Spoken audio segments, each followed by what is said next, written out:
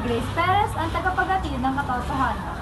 At ako na po si Resident Tejones, ang tagapagatid ng mainit na balita. Sa oras na ito, alamin natin ang pangunahing balita na nagaganap sa ating bansa ngayong araw. Unahin natin ang patuloy na investigasyon sa kaso ng mga nawawalang sabongero. Matapos ang malawakang search operation sa Taalik, ilang skeletal remains ang natagpuan ng mga otoridad. Pinaniniwala ang may kaugnayan ang nasabing kaso. Narito ang ulat. Magandang araw! Patuloy pa rin ang isinasagawang investigasyon ng mga otoridad sa Taalik matapos maipagsan ang mga skeletal remains na pinaniniwalaang may kaugnayan sa pagkawala ng ilang sabongero. Ayon sa mga opisyal, isinasailalim sa DNA testing ang mga labi upang matukoy ang pagkakakilanlan ng mga biktima at mabigyan ng kasagutan ang mga naiwang pamilya. Upang marinig ang panig ng mga apektado, ating nakausap ang isa sa mga kaanak na nawawalang sabongero. Hanggang ngayon po ay umaasa pa rin kami na malaman ang katotohanan. Mahirap po sa amin ang maghintay ng walang kasiguraduhan. Ang hinihiling lang po namin ay hustisya. Samantala, nagpanawagan din ang ilang residente na mas palalimin pa ang investigasyon. Dapat managot ang mga responsable, hindi lang totoo sa mga sabongero, kundi sa kaligtasan ng bawat mamamayan. Patuloy ang investigasyon ng mga otoridad habang hinihintay ang resulta ng mga pagsusuri. Mula dito sa Batangas, ito po ang Action 24. Samantala, lumanis naman sa Central Visayas ang isang malakas na lindol na tumama sa Cebu. Narito ang lugar ng insidente. Magandang araw. Isang magnitude 6.9 na lindol na yumanig sa lalawigan ng Cebu na nagdulot ng takot at pinsala sa ilang lalawigan. Maraming residente ang pansamantalang lumikas mula sa kanila mga tahanan dahil sa pangamba sa mga aftershocks. Isa sa mga naapektuhan ng lindol ang ating makakausap. Sa loob po kami ng bahay ng biglang lumindol. Natakot po kami at lumabas agad. Hanggang ngayon ay nag-ingat pa rin.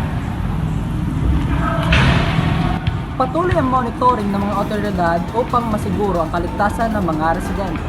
Mula dito sa Cebu, ito po ang Aksyon 24. Pagdating naman sa usapang ekonomiya, tinalakay natin ang inflation rate ng bansa. Pagkamat sinabing bumaba ang inflation, marami pa rin Pilipino ang nagsasabing ramdam pa rin nila ang pagtaas ng presyo. Lay, kamusta ang kalagayan? Magandang araw. Ayon sa pamahalaan ay bumaba ang inflation rate sa Pilipinas ngayong taon. Subalit, para sa maraming mamamayan, hindi lubos na naramdaman sa pang-araw-araw na pamumuhay. Isa nga naaapektuhan ay ang mga ordinaryo na Pilipino. Ma'am, ano po masasabi niyo? Kahit po mababa ang inflation, mataas pa rin po ang pilit. Mayroon pa kasi ng budget, lalo na sa pagkain. Patuloy ang panuwagan ng publiko para sa mga konkretong solusyon sa mataas na presyo ng pangunahing bilihin. Ito po ang Aksyon 24.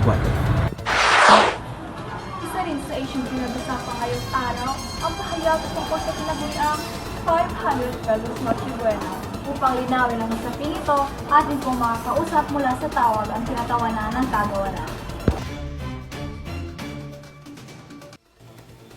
The 500 pesos Noche Buena package refers only to a simple and basic holiday meal intended for a small family. It does not mean that this amount is sufficient for all households.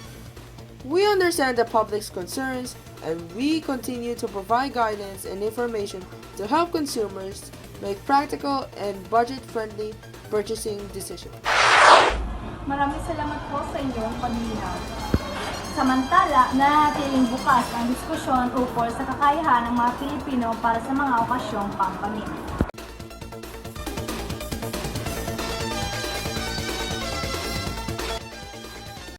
Bago tayo matapos, pag-usapan naman natin ang Miss Universe 2025. Imbes na Q&A at advocacy, mas napagtuunan ng pansin ng netizens ang mga cooking segment ng mga patimpalak. Kaya tanong ng marami, Miss Universe pa rin ba to? Parang cooking show na. Gayunpaman, patuloy pa rin ang interes ng publiko sa budget. Patunay na buhay pa rin ang diskusyon sa mundo ng entertainment. Yan lamang po ang pangunahing balita ngayong araw. Maraming salamat po sa inyong pagtuto. Mula sa Action 24, ako si Grace Perez. At ako naman po si Rosalyn Tejones. Magandang araw, Pilipinas!